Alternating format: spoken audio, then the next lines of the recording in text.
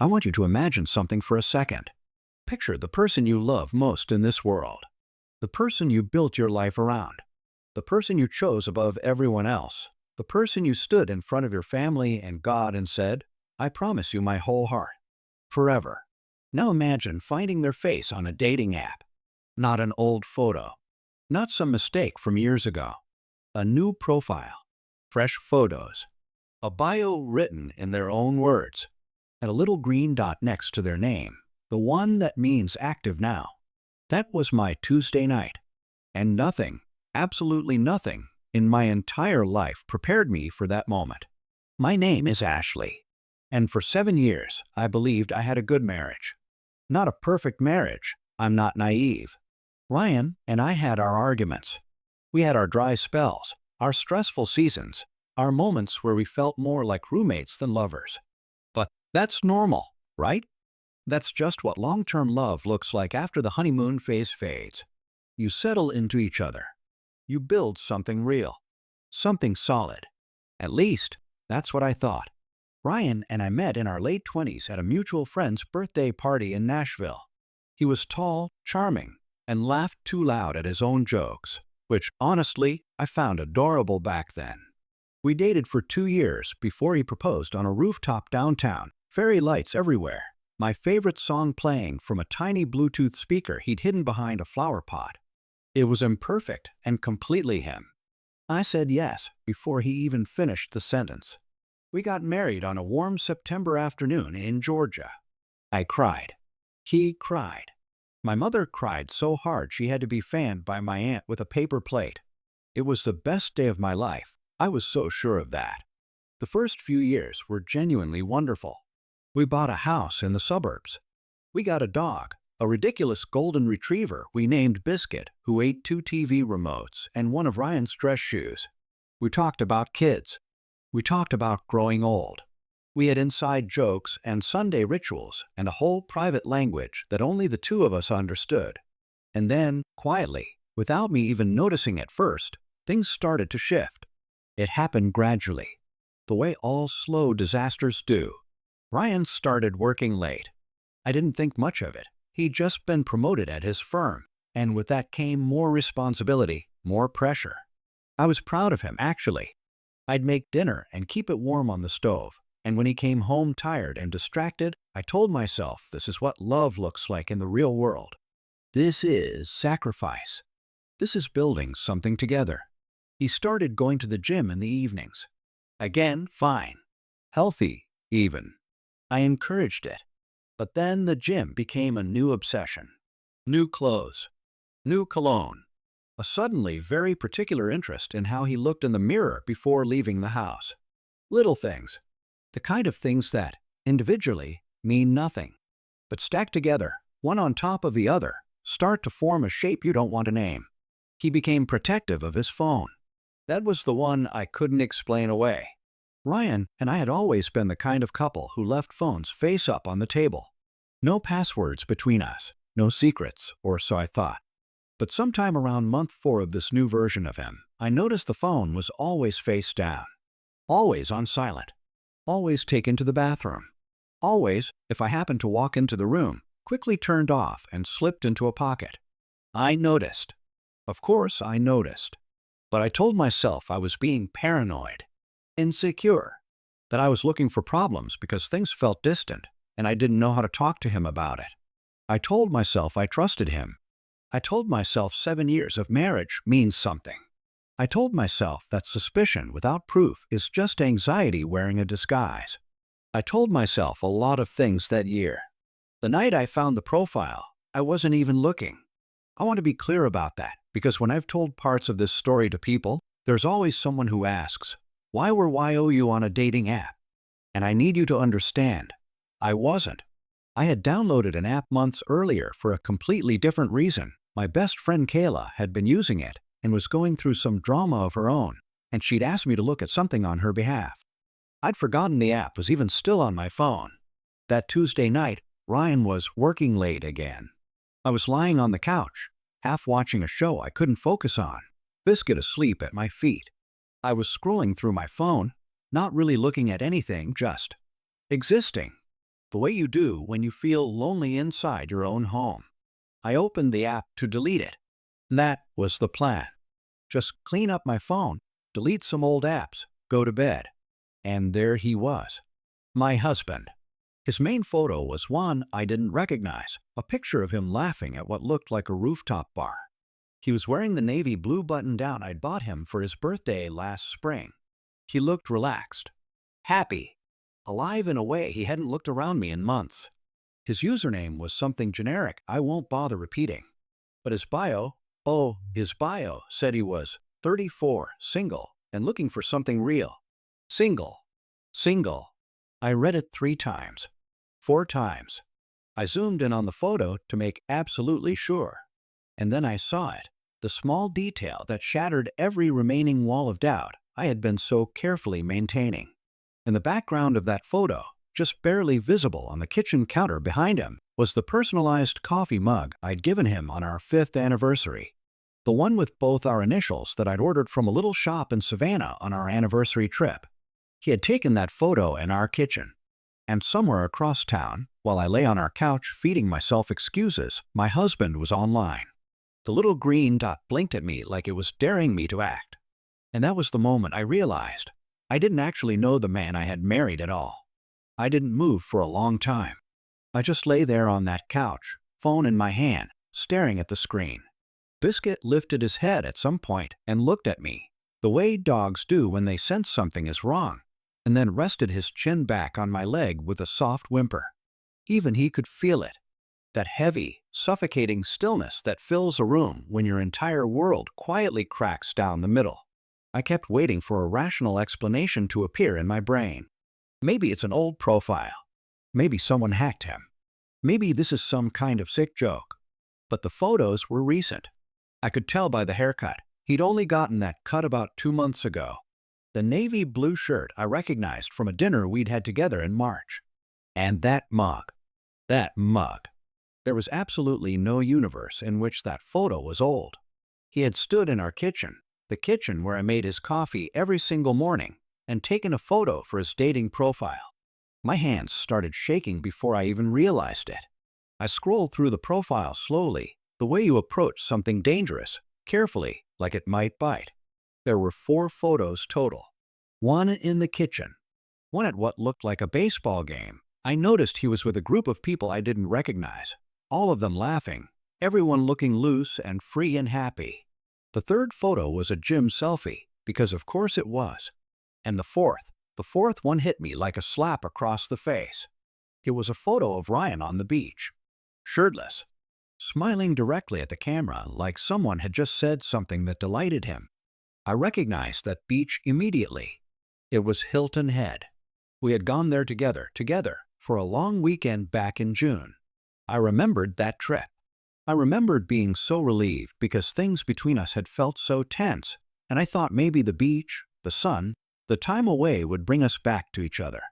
I remembered taking walks alone while he napped. I remembered him disappearing for 2 hours one afternoon, saying he wanted to grab some air. He had taken that photo on our vacation. While I was somewhere nearby, hopeful and oblivious, he was taking shirtless photos for a dating profile. I put the phone face down on the couch cushion and pressed both hands over my mouth. I want to tell you that I immediately called him, that I screamed, that I threw things and demanded answers like the strong woman I always believed myself to be. But that's not what happened. What actually happened was, I went completely numb. I picked up Biscuit, carried him to the bedroom, and curled up on top of the covers, still fully dressed. I stared at the ceiling for what felt like hours. My mind was running 1,000 miles an hour and simultaneously completely blank. It was the strangest feeling I have ever experienced, like every emotion was trying to enter the room at the same time, and they all got stuck in the doorway. Ryan came home around 11:30.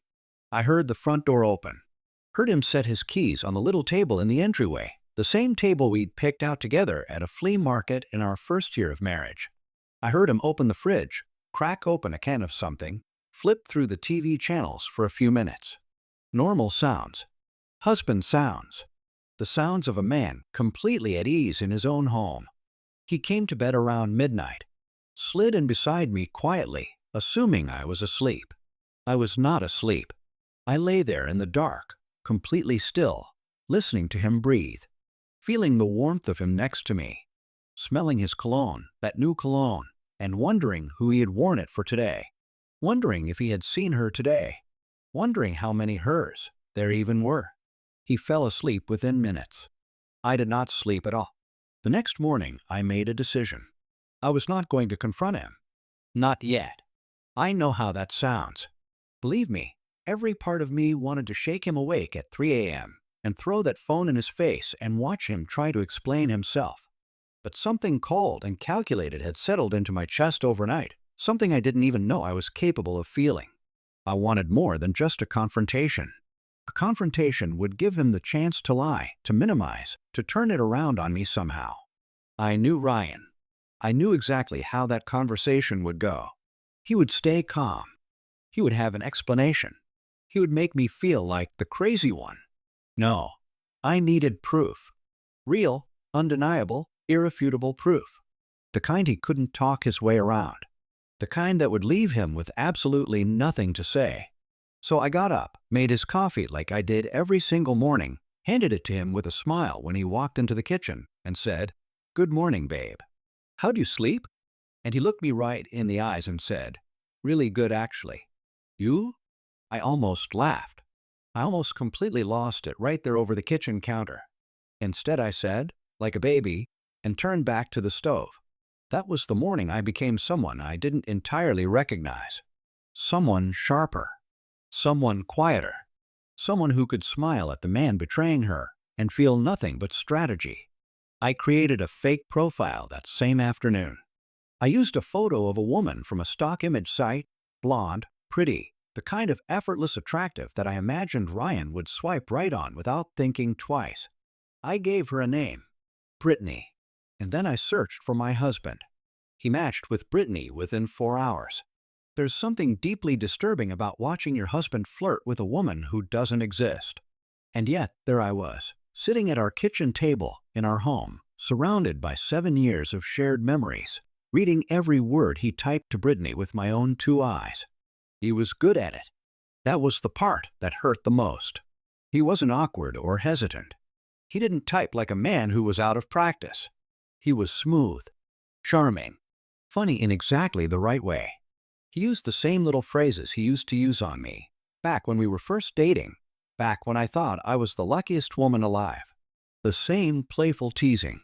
The same way of making you feel like you were the only person in the room, even through a screen. He had clearly been doing this for a while. The first message he sent Brittany was simple. "Okay, your profile actually made me stop scrolling." That doesn't happen often. I stared at that sentence for a long time. I thought about all the evenings I had spent trying to get him to put his phone down and just talk to me. All the dinners where his eyes were somewhere else. All the times I had reached for his hand and felt him pull back just slightly, not enough to make a scene, just enough for me to feel the distance. And here he was, stopping his scroll, paying attention, just for someone else. I typed back as Brittany, kept it light, casual. "How? Well, I almost didn't post that photo, so consider yourself lucky." He responded in under a minute. We went back and forth for nearly an hour that first evening. I learned more about what my husband was looking for in that one conversation than I had in the last 2 years of our marriage. He told Brittany he was figuring out what he actually wanted from life. He said he'd been feeling stuck lately. He said he was looking for someone who made him feel excited again. Excited. I read that word and felt something inside me turn to stone. I kept the conversation going for 5 days. 5 days of sitting across from Ryan at dinner, laughing at his jokes, asking about his day, while secretly being the woman he was falling for online. It was the most surreal experience of my life, like living in 2 completely different realities at the same time. In one reality, I was his wife, familiar, comfortable, invisible. In the other, I was Brittany, new, exciting, desired. The contrast was devastating. On day 3, he told Brittany he hadn't felt this kind of connection in years. On day 4, he asked for her number. I gave him a Google Voice number I had set up specifically for this. On day 5, A Friday evening, while I was sitting in our living room pretending to read a book, my fake phone buzzed with a text from my own husband. "Hey, it's Ryan. Just wanted to say I've been smiling at my phone all week because of you. Is that weird to admit?" I looked up from my fake phone and glanced across the room at him. He was sitting in the armchair by the window, feet up, smiling down at his phone. Genuinely smiling.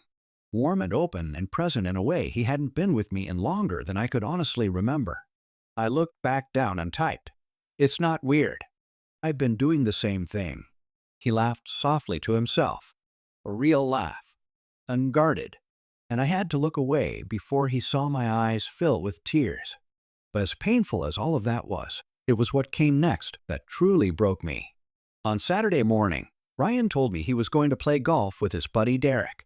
He kissed me on the cheek, grabbed his keys, and walked out the door. 40 minutes later, Brittany received a text. "Hey, I have a few hours free today. Any chance you'd want to grab coffee? I know it's fast, but honestly, I can't stop thinking about you." I sat in my car in the driveway. I had followed him, I'm not ashamed to admit it, and watched him pull into a Starbucks across town instead of the golf course. I parked down the street and watched him walk in, order something, and then sit by the window. He had his phone out. He was waiting. He was waiting for Brittany. And that's when I finally understood the full shape of what was happening.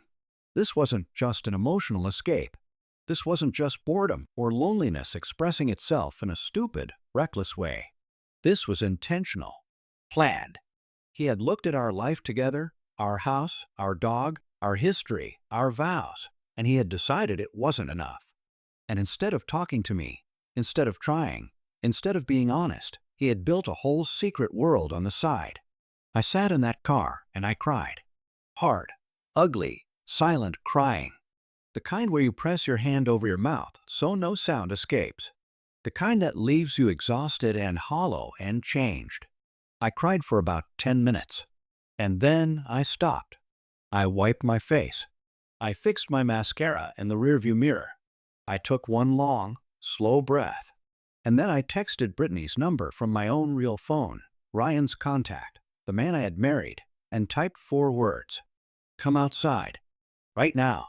30 seconds later, I watched my husband's face go completely white as he looked up from his phone and saw my car parked across the street.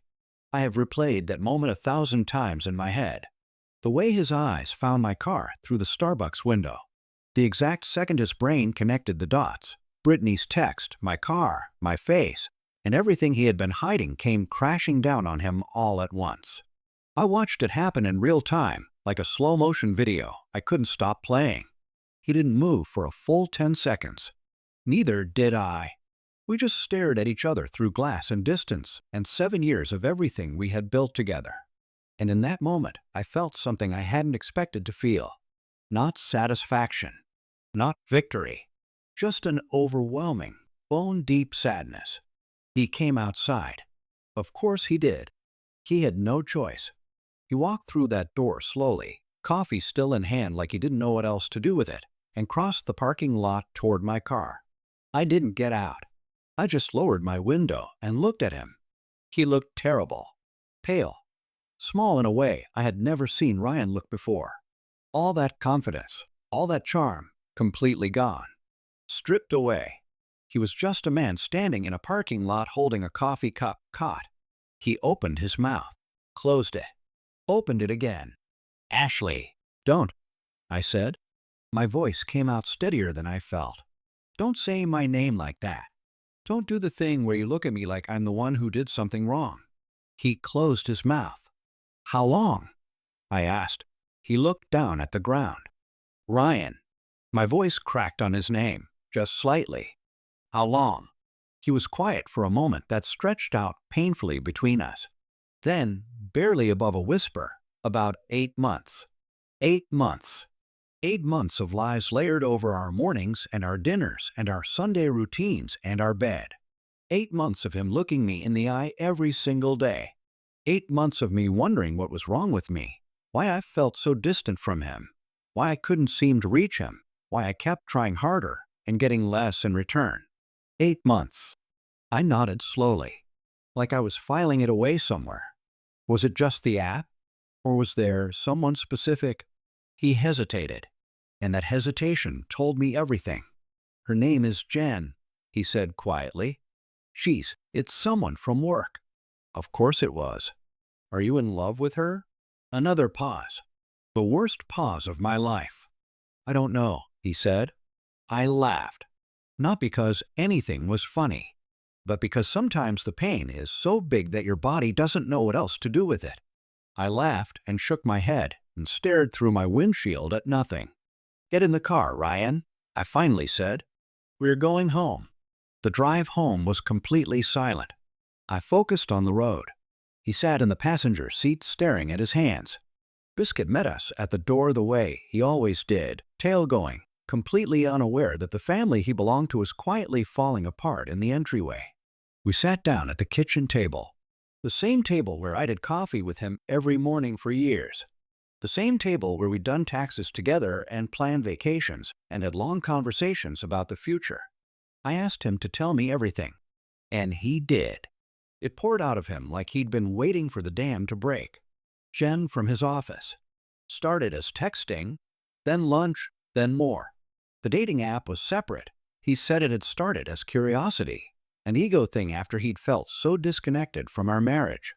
He swore most of those conversations never went further than messages. He said Jen was different. He said he hadn't planned any of it. He said he was sorry, so sorry, more times than I could count. I listened to all of it without interrupting once. When he finished, the kitchen was very quiet. Do you want to save this marriage? I asked him. He looked up. His eyes were red. Yes, Ashley. Yes, more than anything. I know I destroyed everything. I know I don't deserve. I didn't ask what you deserve, I said. I asked what you want. I want us, he said. I want to fix this. I'll do whatever it takes. I studied his face for a long moment. The face I had kissed good morning for 7 years. The face I had chosen. The face I had trusted completely. And then I stood up, picked up my phone and my keys, and looked at him one last time. I'm going to stay at my sister's, I said. I need you to not contact me for a week. No calls, no texts, no showing up. Give me that, at least. He nodded. He looked broken. Good. And Ryan? I said from the doorway. He looked up. While I'm gone, I need you to think very carefully about everything you just said to me. Because when I come back, there will be no more half answers. No more I don't knows.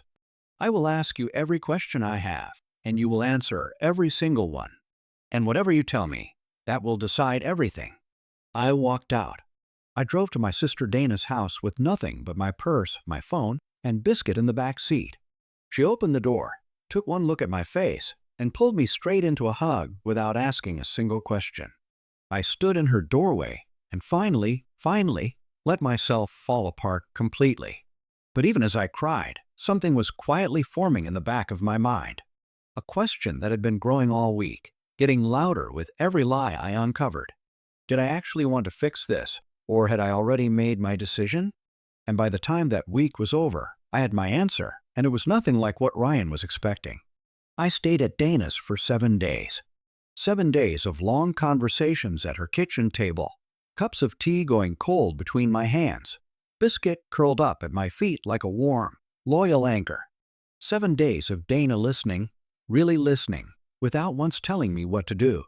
Without once saying, but think about your marriage, or maybe he just made a mistake, or any of the other things people say when they're more uncomfortable with your pain than you are. She just listened. And that was everything. But more than the conversations, more than the crying, more than the long sleepless nights staring at the ceiling of her guest room, those 7 days gave me something I hadn't had in a very long time. Clarity. By day 3, I already knew. I think honestly, I had known from the moment I sat in that parking lot and watched Ryan walk out of Starbucks looking like a man whose whole secret life had just collapsed. Something had shifted in me that morning that I couldn't shift back. Like a bone that breaks and sets slightly differently, still functional, still standing, but never quite the same shape again. I loved Ryan. I want to be honest about that because it matters. I didn't stop loving him the moment I found that profile. Love doesn't work that way. If it did, this would all be so much simpler. I loved the man I had built a life with. I loved our Sunday mornings and our inside jokes and the way he always remembered exactly how I took my coffee. I loved the version of us that had existed before whatever this was. But love, I had learned that week, is not the same thing as trust. And without trust, love becomes something painful to carry, something that weighs you down instead of lifting you up. I didn't want to spend the rest of my life carrying that weight. On the seventh day, I called Ryan. He picked up on the first ring. Ashley. His voice was rough, like he hadn't been sleeping either. I'm coming home tomorrow, I said. I need you to be there. I'll be there, he said immediately. I haven't left. I've been thinking. Ashley, I have so much I want to say to you. Tomorrow, Ryan, I said gently, and hung up. I walked through our front door at 11 in the morning. Ryan was sitting at the kitchen table, our kitchen table, looking like he hadn't slept properly in a week. He'd clearly cleaned the house. There were fresh flowers on the counter, which under any other circumstances might have been sweet. Biscuit bolted past me and went straight to his water bowl. Ryan stood up when I came in. He looked at me with so much hope and so much fear mixed together that for just a moment my chest ached with something that felt almost like grief. Sit down, I said quietly. Let me talk first. He sat. I remained standing. I had rehearsed this, not the words exactly, but the feeling I wanted to carry into the room. Calm. Clear. Decided. I've done a lot of thinking this week, I began. About us. About who we were and who we've become. About what I want my life to look like going forward. Ryan was very still. I thought about forgiving you and trying again. I really did. I thought about couples therapy and fresh starts and whether love is enough to rebuild something after it's been broken this badly. I paused, and I kept coming back to the same thing 8 months, Ryan. You lied to me every single day for 8 months. You looked at me every morning and made a choice. Not once, not twice, every single day. His jaw tightened. His eyes were wet. I deserve someone who chooses me without hesitation, I said. I deserve someone who, when they feel disconnected or unhappy or stuck, comes to me, talks to me, fights for us instead of going looking for an exit. And I need you to hear this clearly. That is not a punishment. That is just what I am worth. Tear ran down his face. He didn't wipe it away. I'm filing for divorce, Ryan. The words landed in the kitchen like stones dropping into still water. He closed his eyes. His shoulders dropped. He looked, in that moment, like a man finally receiving a consequence he had known was coming and deserved completely. I'm not doing it with anger, I continued. I'm not doing it to hurt you. I'm doing it because I finally respect myself enough to walk away from something that was quietly destroying me, and I just wish it hadn't taken this to make me see that. He nodded slowly. When he finally spoke, his voice was barely there. I'm sorry, Ashley. I know that doesn't fix anything. I know it's not enough. But I'm so sorry. I know, I said, and I meant it. The divorce was finalized 6 months later. I kept the house. Ryan moved into an apartment across town. Biscuit stayed with me. That was the one thing neither of us debated for even a second. I heard through mutual friends that things with Jen fizzled out within weeks of everything falling apart. I won't pretend that didn't give me the tiniest, most human flash of satisfaction. But mostly, I just focused forward. I redecorated the living room, started running in the mornings, took a solo trip to Colorado that I had been putting off for 3 years because Ryan wasn't interested.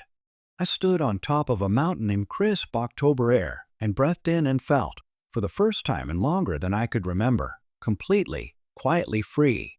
I'm not going to tell you it didn't hurt. Divorce is grief.